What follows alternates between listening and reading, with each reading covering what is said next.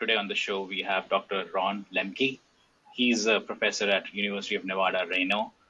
He's done some extensive research into the reverse logistics industry. He has a amazing technology that I'm very excited to talk about today. Um, he's given some insight to me. I've had a chance to read the material in the past on the Reverse Logistics Association website. So I was super impressed, and I'm super excited to kind of share with the world what I learned. To start off, Ron, thank you so much for the time. I really appreciate it. Oh, I'm happy to be here. Thank you. Um, so, Dr. Ron, you've been in the academia world for a while. What were those beginnings like? Like, what propelled you to academia? Well, it's interesting. Like, I remember in high school, I graduated high school back in 1986. I didn't know what I wanted to do. I liked computers. I liked just being analytical and studying things. And I remember I was talking to a friend and I said, "Oh, I don't know what I want to do." And he said, "Well, of course you're going to be a professor." And I thought, "What?" Now, this wasn't totally out of the blue. My father was an accounting professor. So it wasn't a real stretch for someone to think that I might go into academia, but I didn't give it any thought until my freshman year of college. I was sitting in calculus, and I just remember watching the professor and thinking, I think I would enjoy that, and I think I would be good at that. And I didn't know that being a professor was mostly going to be, not mostly, but a lot of it was going to be about doing research. As a student, you only know about the teaching part of it. And at a liberal arts college, St. Olaf College, the faculty are focused on teaching. But then if you want to be a professor, you have to go get a PhD, and then you really discover the joys of research and digging into, really whatever seems most interesting. And I have to say, it's the best job in the world. I am department chair, which comes with more administrative overhead, but you have to spend a large part of your time teaching and then some part with the administrative part of any job. But then the rest of the time, you could just work on whatever seems like the most interesting, valuable use of your time. And there's not a lot of jobs like that out there. So it really is the best job in the world.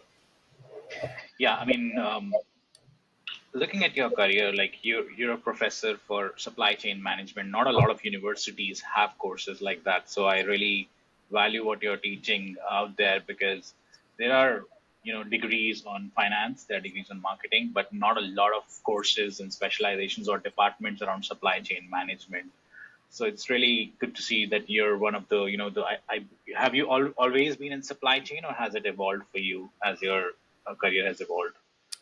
Well, back to my undergrad, I took a class that was called Operations Research in the math department. And it was all about creating mathematical models of some business situation and trying to figure out like what's the optimal thing to do under this simplified version of the problem, and then hoping that would translate to the real world. And I thought, I think I found what I've been looking for, because we're using math to try to solve complicated problems. And I always knew I was interested in the real world, in the business world. And so I went to Northwestern University and I went to the Department of Industrial Engineering and Management Science. And I was so lucky in so many ways because I had amazing professors, and also a bit of dumb luck. It was such a large department.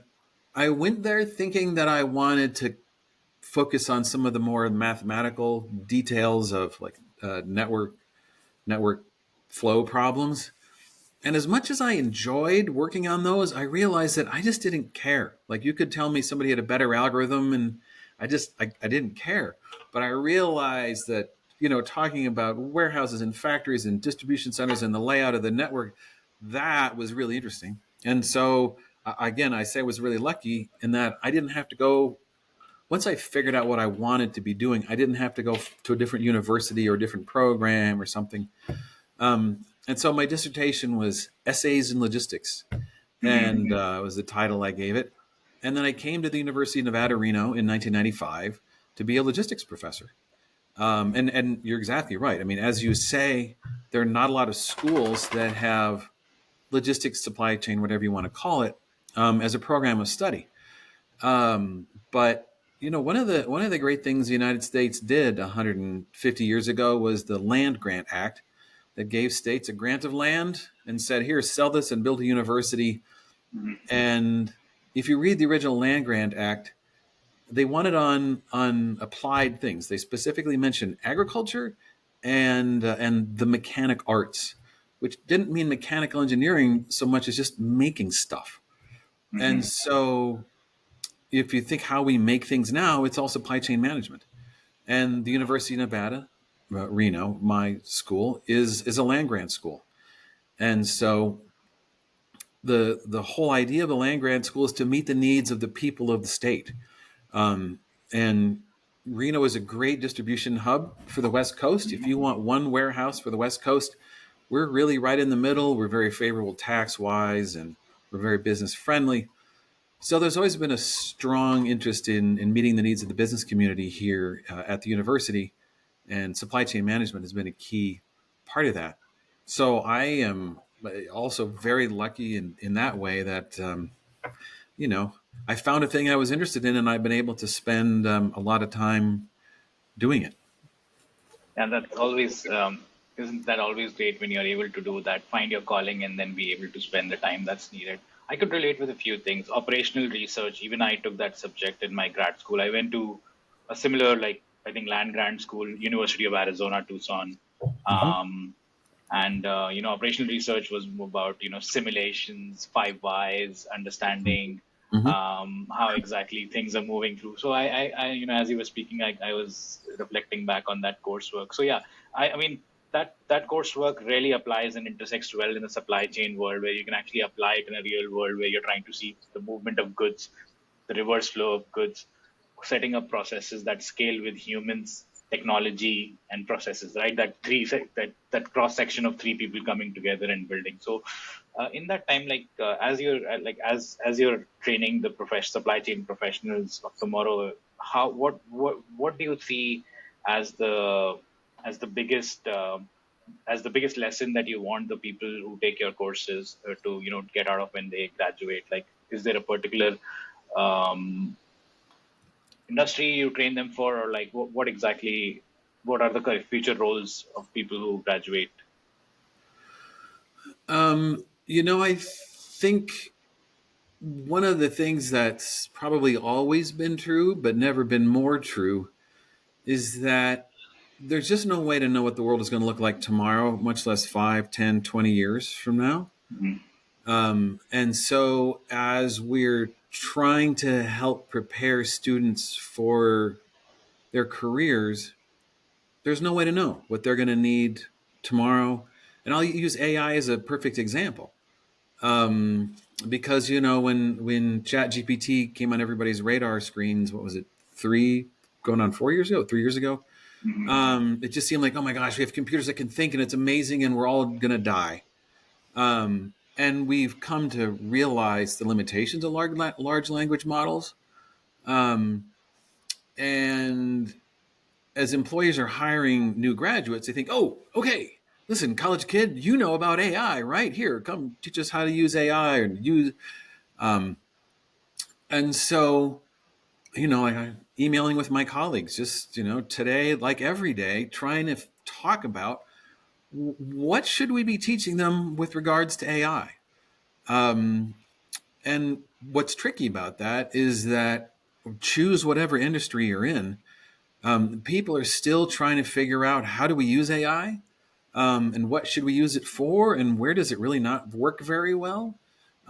So industry is trying to figure out what skills students need, and then the professors, we need to learn those skills so that we can teach them, and then we need to learn how to teach them. Um, and so, I mean, to we can talk more about AI later if you want, but really, in a lot of ways, the most important thing for you to learn in college is how to teach yourself new things.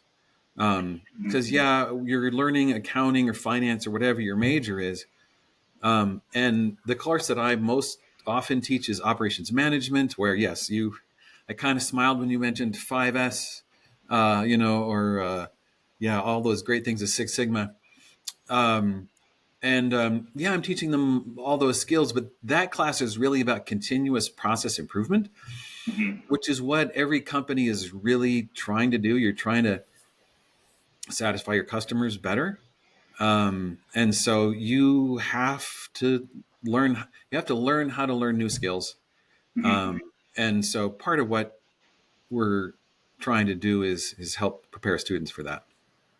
Makes sense. I mean, I think we should talk about AI for sure, like how the curriculum must have been changing right now. When I was graduating back in 2015, there wasn't really a lot of mention about AI, and the Right. major I did was machine learning. And I feel like machine learning is a foundation for learning AI. If you understand machine learning, then you can Right. understand AI much better. Right. At some point of time, machine learning was the interreplaceable word for AI. So I Yeah. feel like in the supply chain world, because so much of the data is relational format, in a tabular format, machine learning algorithms that learn on the ground truth and then predict the next outcome or predict the right route, predict the right pricing. I think that's a good foundation. I felt like is for anyone who's trying to adapt to AI today. Like LLMs are great, but it's like if you directly start learning LLMs, you've missed the entire foundation that was built over the last 30 years, starting from data analysis, business intelligence, predictive intelligence, machine learning and segmentation, whatnot. And then we kind of came to LLM. So it's like drinking directly from the fire hose if you start your AI career today from LLM. So I'm guessing, like as a supply chain degree, your students must be getting a lot of training and assignments around data analysis as well, like how to analyze a large amount of data to be able to predict outcomes in the supply chain. Yeah. This one thought back on LLMs. A colleague of mine who's now retired, Henry Amato. He was the one who introduced me to neural networks.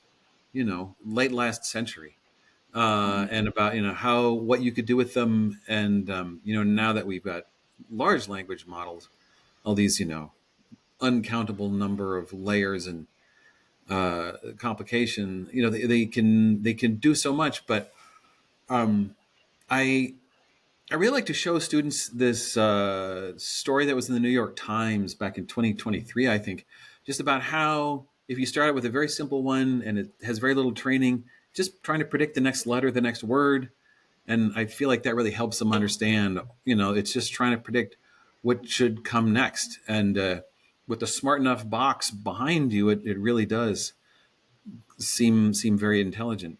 So what we are on the data analysis part. I teach a class on data visualization, Hmm. and one of the things that I'm really trying to help them understand is that you have to understand why you're making this data visualization. What is the story you're trying to tell? What is the conclusion you're trying to make just obvious for your viewers, your readers, whoever sees it? Like, oh yes, no, well, we definitely need to, you know, build another, I don't know, factory, or buy more Hmm. trucks, or do this, whatever it is. You have to figure out the why of what the stories you're trying to tell, and then once you're curious about that, and now you have some reason why you're trying to do this thing, that makes it easier to deal with the spreadsheets and the tools and the different kinds of visualizations, because it's all about storytelling and trying to Hmm. get people to understand what it is that you're trying to do. um and on the AI side, this, as far as like doing analysis, a basic thing to be teaching in an operations management course is linear programming. Hmm. And so, we're doing some linear programming, um, and students will think like, why do I have to learn how to do this? The AI can do this for me. Well, see, the thing is, you have to know if the answer is right, or you have to know if the answer smells fishy. Just like, you can't just have the AI write something for you and then just trust that it's good. You have to read it and edit it yourself. And so, we'll teach the basics. We'll do some things, and then we'll say, okay, let's see what ChatGPT can do with this. Hmm. And most of the time, it's going to do an amazing job, but not always. Sometimes it doesn't understand the constraints. So I just take the slide that I put on the screen, showed the students. We came up with an answer. We solved it using Solver in Excel. We got an answer. Just feed that into ChatGPT and see what it does. And usually it does. It usually does very well. Misses a couple things here and there. I have not had as good a luck with Copilot, unless I'm just using it, directly on the website. But inside Office, it hasn't worked out as well. Yeah, that makes sense. I mean, especially on the data visualization piece that you shared, yeah, it's really important to already have a story in mind, the story that you're trying to tell, and then you're filling up the numbers to kind of support that story instead of analyzing a lot of data, because that's almost like finding a needle in a haystack. And Uh that's huh. one thing Well, but sorry, because what I was thinking about, I mean, sometimes, like the whole idea of Six Sigma is you've got this process, and I'll spare you the acronym, but okay, DMAIC, if define, measure, analyze, improve, control. And the first step is looking at the data to figure out, okay, what really is the problem here? Because in general, it's easy to think, I know the answer, and you go off to try to solve that problem, but it turns out that wasn't actually the problem, and so your solution isn't going to improve anything. But yeah, usually we do have a pretty good idea of where the answer ought to go, because we've already, we didn't walk up to this problem blind. We've been dealing with whatever situation for quite a while ourselves. So Yeah, I mean, it's good that you kind of shared that kind of a mental model with students, because I had to learn it the harder way. Like I had to be in an industry, analyze a ton of data, and then realize that if you start, as you're analyzing data, you have to have a hypothesis in mind, that what are you trying to prove with it versus I'm just looking and I'm going to just drive insights out of it. Um, Really interesting. I want to make a segue into your work with the Reverse Logistics Association, yeah, and yeah. I see that you joined them in 2008. What was RLA like at that time? Was it pre-recession, or was it during the session, or after recession? Oh Like, well. Um, one of the nice things about doing an interview like this from home is I have all these props behind me, and so really it starts back 19. I guess we finished in 98, early 99. mhm, My friend and colleague Dale Rogers was a colleague of mine at the University of Nevada here back in when he hired me back in 95. And Dale said, I've been here maybe a semester, and he said, hey, I'm going to work on this project on reverse logistics. Do you want to be involved? And I said, yes, absolutely. And then I asked, what's reverse logistics? Because I don't really know, but it just sounded interesting. And, as a brand new assistant professor, if anybody proposes anything, you think, yes, yes, okay, let's do this. And so Dale and I spent the next couple of years going around talking to people, and we wrote this book. And uh, I don't speak Chinese, but my book's been translated into Chinese, which I think is really very cool. nice. By a friend of mine in China who said there were bootleg translations floating around, and he just thought there should be a real official translation. And we thought, sounds great to us. And so we we wanted to just read like a book for the layperson, not an academic book filled with theories, but just a book that a business professional could read and get a basic understanding of the challenges, the issues, potential solutions, pitfalls, roadblocks, whatever. And so we really tried to write the book that we had wanted to read before we got started. And yes, we're professors, so yeah, there are results of some studies that we've done, but it really is written for the lay person. And you can't buy copies anymore. There's some used copies you can find on Amazon or Libris or wherever, but you can find the whole PDF online. So just read that. And so we wrote that, and then logistics is an applied art, Mm-hmm. and we were working with a number of companies, and one of the companies that got involved was Tony Shirota, who at the time was at Philips Corporation, and he suddenly found himself tasked with just being handed, hey, to figure out what to do with all these returns. And he thought, well, I don't know what to do. And I've heard him tell this. He is the executive director of the Reverse Logistics Association today. Mhm. And so I've heard them tell this story many times about how he ran across a copy of our book online and he printed out all 200 and whatever pages just on the laser printer in the office and took it home and he read it and he thought, wow, okay, this is so helpful. So Dale had started an organization called the Reverse Logistics Executive Council, RLEC, and we used it to work with industry to get their thoughts, and also um, we would work on projects and get students working on projects to meet their needs. And after some time of that, um, Dale realized, I don't really want to run a trade association. And in the meantime, the founder of the Reverse Logistics Association had reached out to Dale, and Dale thought, you know what? I don't want to do this anymore. Here, you can have my membership list. I'll help you. I'll help you get started. So really, RLEC was the predecessor to the RLA in a lot of ways. Um, Super and insightful. so once RLA got started, I wasn't involved really for the first couple of years, and so I guess it was 2008 when I don't know. So I've been involved with the RLA for a long, long time. Yeah, I mean, your LinkedIn says around 2008, so it's Okay, been I don't it's know. like more than it's 18 years. What has changed? So, like, yeah, first off, yeah, I think RLA is an amazing organization that has now actually, it's good to see it taking even a bigger stage with the NRF organization. It kind of shows the importance of reverse logistics in the retail ecosystem. So I think it's all the hard work you guys did from that time to today, which has kind of culminated into it being a part of of an organization like NRF.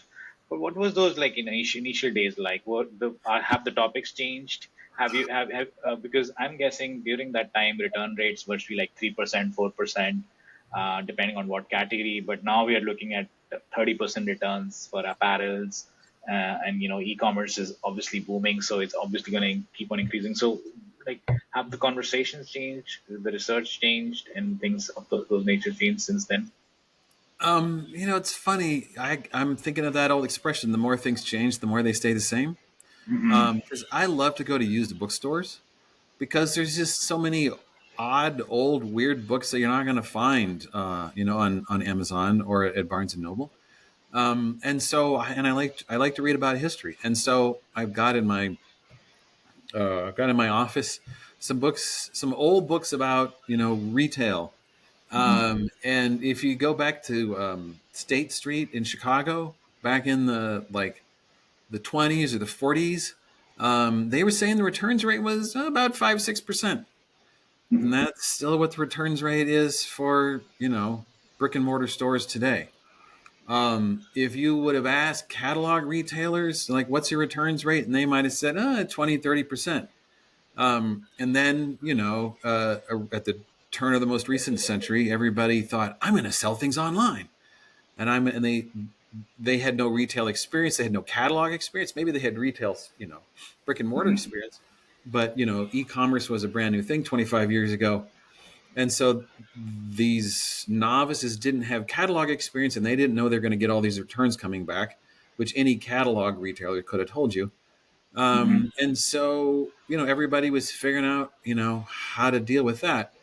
Um, and so, there was um, a period, 10 years ago where we started talking about omni-channel, Hmm. where it's you want the retail or returns experience to be the same regardless of whether you're on your phone or your tablet or your computer or at the store, trying to integrate all of those experiences to be the same. And there was some learning there, um, but in a lot of ways a lot of the things that we're talking about haven't changed in a lot of ways. There's kind of the pendulum of how restrictive should returns policies be, what will customers tolerate, um, and but it's really been, I think, the biggest change over all these years in the RLA has just been seeing how mainstream the idea of talking about returns is. Because when we Hmm. started talking about it, people weren't talking about it. And now everybody realizes, it's part of the cost of doing business, and that it's part of maintaining customer satisfaction, customer engagement, customer happiness with the brand, and so you have to do it well. So a lot has stayed the same in a lot of ways. Understood. Yeah, I mean the basics of it must have changed. The same. I think the volume of the problem has increased for sure. Like from what it used to be to what it is now, it has become more mainstream. Like more retailers think of it as an impact on their bottom line versus being part of their business. Um, when did I'm very excited to kind of share and learn about the particular like topic that we wanted to discuss, which is the SQRL 12N smart QR label. Like when did that, what was the inception of that idea? Because it's a brilliant idea which is frictionless for data capturing or understanding product verification. So how did you guys come up with it? What was the inspiration behind it? Yeah. So 12N or SQRL codes are a way to put additional pieces of data into a single data carrier. So we could talk about a QR code. We could talk about a different two-dimensional barcode that you people have probably seen but not paid attention to, called a data matrix. We could do this with RFID, but QR code is the thing that everybody's most familiar with and comfortable with. And so this 12N, that's the designation that was given us by the ANSI body that certified us as a national standard. And the motivation behind this project was someone we knew at Intel in Europe was getting laptops to be repaired and then sending them to China for repairs. And when they got to the repair facility, many times the paperwork had been lost. And so the repair technicians needed to run all these tests and then make all over again and then make their best guess as to what needed to be repaired. And our contact at Intel wanted to just put some kind of sticker on the laptop that couldn't get lost, that would easily list off, okay, these were the tests that were run. This is what the results were for the tests. And then this is the solution that should be taken. So that was the motivation for this project. Unfortunately, by the time we had a solution prepared, our advocate at Intel had taken a buyout and wasn't at the company anymore.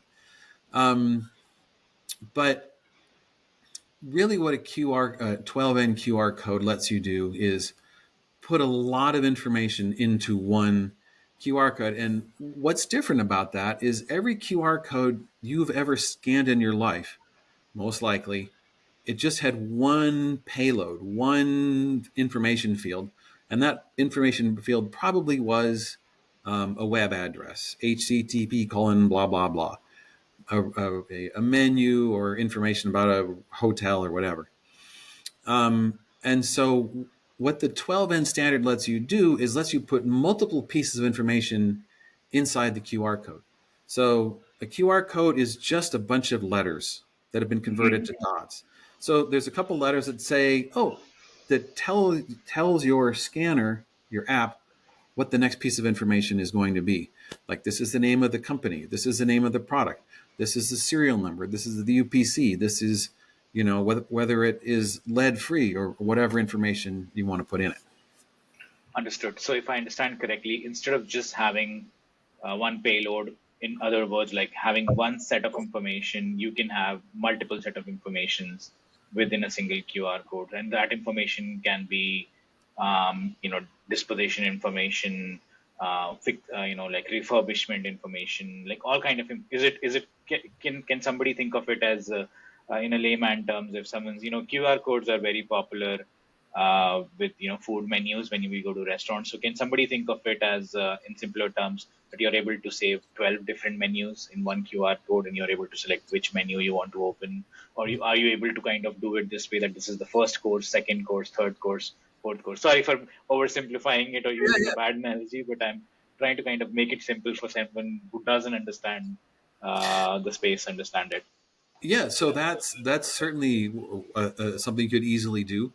And so one thing I do want to point out is that that information, that payload, it might be just all self-contained. Like if it's a phone number, you don't need web access for that. I mean, the QR code could just have the phone number in it. It could just have the serial number in it. But if you're going to have a menu, you're not going to have all those letters and numbers and everything jammed into a QR code. To get to the menu, you need to have a web link, a URL that somebody could click on that then's going to go pull the menu from the server or whatever you want. Um, an example that I always thought would be really helpful is like on the back of a TV, for example. It seemed there were many years where it seemed like every time I went to visit my parents, there was some issue about the between the DVD player and the old VCR they had and the stereo and the cable and the speakers. Just something wasn't working right. So I'd always be peering around at the back of the TV, trying to read all those little jacks, the black on black plastic, and you can't read anything. And so what I thought would be great is if we could just scan a QR code and then you'd see a menu with like 10 options. And one would be like, do you want to just look at the wiring diagram on the back of the TV to see all these jacks are? Another link that could take you to like, oh, do you want to call customer support? Just click here to call, or click here to go straight to the tech support page, or click here to go to the FAQ. Or if this is beyond your ability to fix, click here to have the good guys come and the Geek Squad. Have the Geek Squad come and fix it. Or if you can't be fixed anymore, click this link to find out what can I do with this. Can I throw this in the garbage? Can I take this to household waste recycling? Like, what should a responsible person do with this? And so you could have those series of links, and some of those, like the phone number, the phone number is just right there. But like the link to the customer support page or the link to household waste disposal, that's going to take you to a web page somewhere. Understood. Two questions pop up. One, like you mentioned that you can store information over there without being connected to the internet. Does that mean that whatever the QR code has is static? Like, can you change it? Like, for example, maybe a new ESG compliance came in, and now you cannot dispose of a TV like the way that you used to do till today. Can that be updated in real time into the QR code, or is it static per QR code? Absolutely, things can be updated. And again, you think of it, it's like the letters, the English letters have been translated into the language of dots. And so whatever dots are on the sticker, those are the letters that are on the sticker. And so a company would want to be smart about how they create those links to external sites. And so hazardous waste disposal rules, yes, those are something that will change. And so you would expect a company to put a link on there that's going to take you to information about this product. And now you're just pulling up a web page. And the company can easily update that web page anywhere, anytime they need, in order to be able to put the most recent information. And then also, in order to the more letters you want to have on the QR code, the more dots you're going to need. And then depending on how good people's cameras and things are, the sticker might have to get bigger. And so you don't want to have the web address someone's going to for the information.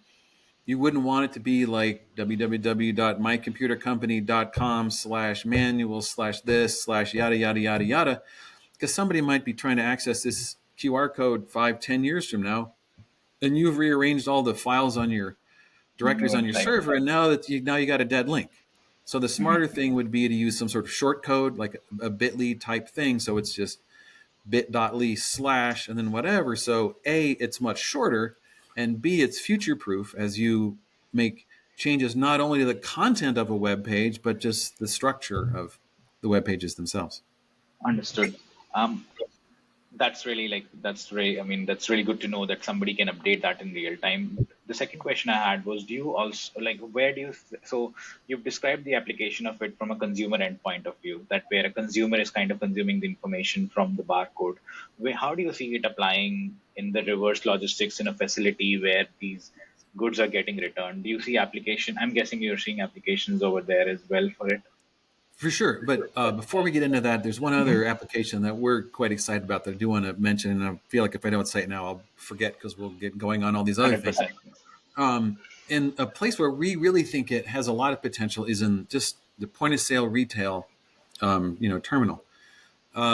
Because right now, particularly in the form of extended warranties, which a lot of people, I usually don't buy one myself, but sometimes I'm buying a printer or something where I think, yeah, no, I want a warranty on this one.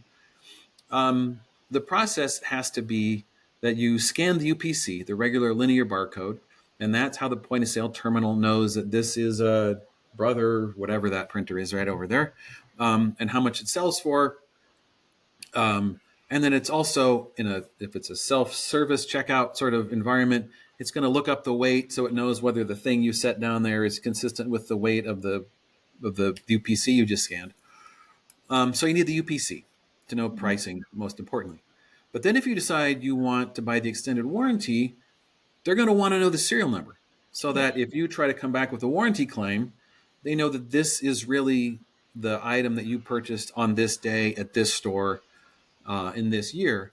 And if like if your brother-in-law is, if you buy a drill and then your brother-in-law has one that's 5 years older and his dies and you're trying to do fraud by bringing it back in, we want to know that you really, we have the Hmm. right drill here. So to do that, we need the serial number. And so you could put the serial number on the outside of the box, but still somebody's got to scan that serial number. And so that's an extra step. And with the 12N QR code, you could put the serial number and the UPC just in one very small QR code. So the point of sale terminal could capture the serial number of every item that has a serial number. Not everything has a serial number, but if you ask me, we're more likely to move in a direction of more things having serial numbers rather than less. I mean, 10 years ago, you wouldn't have thought that the wired cell phone headphones you plugged into your iPod 25 years ago, those would never have a serial number. But now your left and right earbuds have separate serial numbers. So as more and more things are serialized, the ability to capture serial numbers at point of sale has a lot of value just for inventory freshness and being able to track and seeing what's going on. It also will help deter theft because if you have no record that this particular drill was never sold at any store and someone walks up wanting to return it, you say, I'm sorry, sir, we don't have any record of this being sold. Now, if you bring your receipt, though, we'll take care of you. So we really think point of sale capture is going to provide a lot of benefits. But on the reverse side, well, I mean, if you've captured the serial number at point of sale, now we have more information as the product's coming back, and there's lots of possibilities on the reverse side as well. One issue with say computers and devices is when they get refurbished, somebody buys a refurbished laptop and then they may try to reach out to the original manufacturer, if that's a Dell or Acer or HP, Hmm. whoever, and they're going to be told, no, we're not your warranty people for this laptop. You didn't buy it from us. You bought it from these other people that refurbished it. And with one QR code on the bottom, like I was saying earlier about the TV, you can scan it. You can see, oh, this is who I got. This is the customer service information I could call. And actually, this remanufacturer may have given it a new serial number, and that's all right there available to you, right there on the QR code. That makes sense. I want to touch on the POS system before we go into the reverse. Yeah, that's yeah. I think that's super insightful. Like somebody can, so the QR code is able to provide customer the information to how to diagnose what is wrong with the, or what how to kind of take care of the product. At the same time, it helps with preventing fraud during POS. Um, it's insightful to kind of like that, and that's a huge problem, and that's a growing problem, returns fraud. We also see that same thing being solved for e-commerce. For POS, it makes sense that you're physically present over there, you're somebody's able to scan. But do you think the QR code can also have an application for the e-commerce returns where things are coming back, where you don't have a customer in front of you, you've already accepted that, hey, I am taking this return back, but maybe there is information to be captured. Tony has I'm a big fan of Tony, and I've listened to a lot of his podcasts, and he has this thing that you don't collect a lot of good data on the front end of returns, like from Mhm. customers would always give you, stupid reasons of returning. They would always choose the first three options of what that reason is, but Right. the real reason is always from the back office. So like, can QR Mhm. code help collecting that more important piece of data where, okay, somebody returned it, but this is the real reason, so that can be collected as it's, supplied back to the reverse network. For sure. I mean, anytime, it's anytime that it's worth putting a sticker on something, why not put a sticker that has more information? And so, back to the motivating project that started this whole uh, 12N. But just one quick thing. So I keep calling it 12N. We were calling it SQRL, Smart QR for, well, actually, for a while we called it SQRRL, Smart QR for reverse logistics. And then we thought, no, you can use this on the forward side too. So we called it Smart QR for logistics. And then we had this little green squirrel because SQRL. It's like squirrel without the vowels. But Tony Sciarrotta, he thought that didn't sound very professional, so he didn't want us calling them squirrel codes. So I've trained myself over the last decade or whatever to call them 12N codes. It would have But been easier for the consumer to remember, though. Like squirrel oh, makes it I know, easier for a I know. consumer. I haven't given up. In my fantasies, someday people just, oh yeah, we'll just scan the squirrel code. But we'll see we'll see if I ever have to worry about that. But as I was saying, anytime that it would make sense to put a new sticker on something, why not put a sticker on there that's going to have more information? Now, if that item is just going to be traveling around in your own facilities, in your own network, going to your own, sorting facilities, or wherever, Amazon or someone may put their own kind of license plate, sort of, unique identifying number on it. And then anytime they need information, use that sticker to retrieve information, from their servers.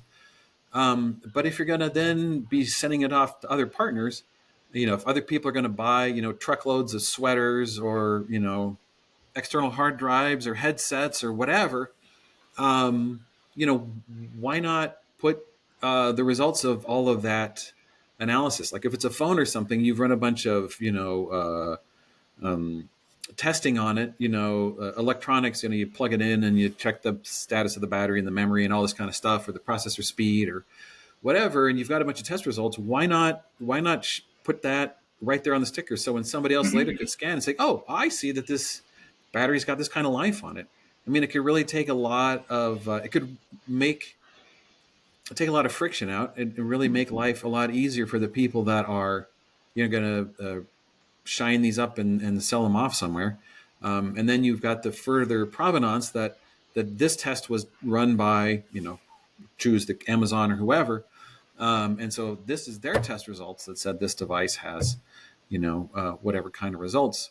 So, like I said, if it makes sense to put a sticker on it, why not you put a sticker on there that has as much useful information as might be useful down the road? 100%. Like instead of having like multiple stickers, why not have a single sticker, single SQRL code that you can use to collect lot more data because you're able to have multiple payloads versus one payload. Yeah. Um, I'm curious to learn, like, are there like retailers or like brands that have tried to use it in their like real world operations? That's where we've run into trouble. We started with Intel. QR codes were invented by Denso Wave, a company in Japan, that wanted a fast to read sticker to put on automotive parts as they were producing them. We were working with Denso Wave, the North American subsidiary of Denso, about using 12N QR codes on transmission cores down in Southern California. But unfortunately, the pandemic got in the way of that. And so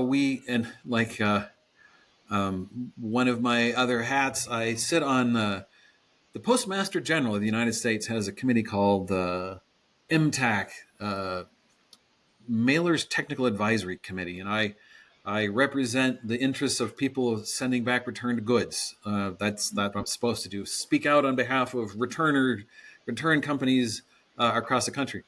And so, but honestly, the only reason I was interested to participate with the post office was to try to sell them on using 12N codes. Because like I have a picture that I will show of a flat envelope I received with something in it, and it had like 3 or 4 barcodes, and then on there, one of the stickers just has my cell phone number just printed right on the sticker, and I think, well, that doesn't seem very secure. So one thing that I neglected to mention earlier on, and it should have been one of the first words out of my mouth talking about 12N, is that anything can be encrypted, anything can be password protected to whatever extent you want. So, for example, my phone number, it'd be pixels, but if you scanned it, you'd have had to enter a password or something in order to be able to get my phone number.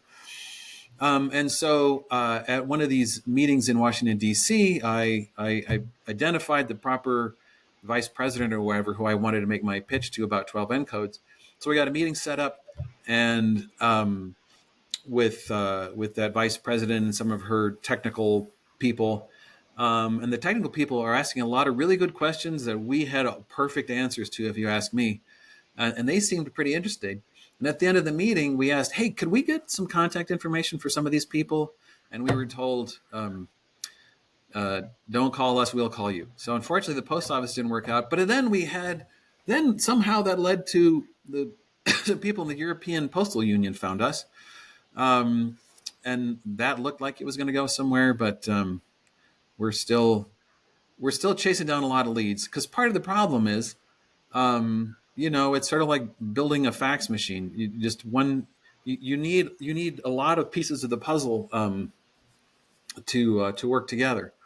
And so we mentioned the RLA history, a little bit before, and you mentioned that the RLA is now part of the National Retail Federation. And another thing that has not changed over all my years in reverse logistics is that reverse logistics still doesn't get the attention or the respect that it deserves. It's the sales out the front door. That's what everybody's focused on. And now they've realized that, returns are important. But so our friends on the RLA board that have seen for years the value and the importance of these 12N codes, but unfortunately, they're not the ones that everybody wants to pay the most attention to. So you've got the returns person saying, hey, we should put these stickers on. And people are like, yeah, you're just the returns people. We don't want to, I want to talk to the, the marketing people. And so now that the RLA is part of the National Retail Federation, and the NRF really has much more attention from, the C-level executives, we're hopeful that some of our friends might be able to help us make some more progress there, but we'll have to see how that all works out. 100%. I mean, I just want to share a personal story. I created a customer segmentation model when I was working at Amazon, and it took me like 6 months to build it, like day and night working. And I presented it to my leadership, and it was like, yeah, it's great work, but it did not get adopted right away. So I got really frustrated by that. I was like, why did I waste my 6 months into building an algorithm that you guys are not going to use? And my leader at that time told me that, hey, sometimes good work doesn't get immediately accepted, but it does get accepted because it has the value, it has the, it has the application because it's well thought. I would use the same analogy, like, sometimes, like it might take 12 and some more time to get accepted, but having looked deep into it, I feel like it's an exciting technology that can actually make a difference. A lot of times, these kind of technologies are not interoperable. Like you can use them in one ecosystem, but you cannot. But looking into SQRL, 12N, it's really hard to kind of remember the entire thing. But 12N smart QR label, I feel like it has a very good application which can be applied. So I'm bullish on it. I hope NRF picks up on it, and it reaches more ears. And that's what I'm trying to do with the podcast. So I really appreciate the time you took to kind of share all of that with me.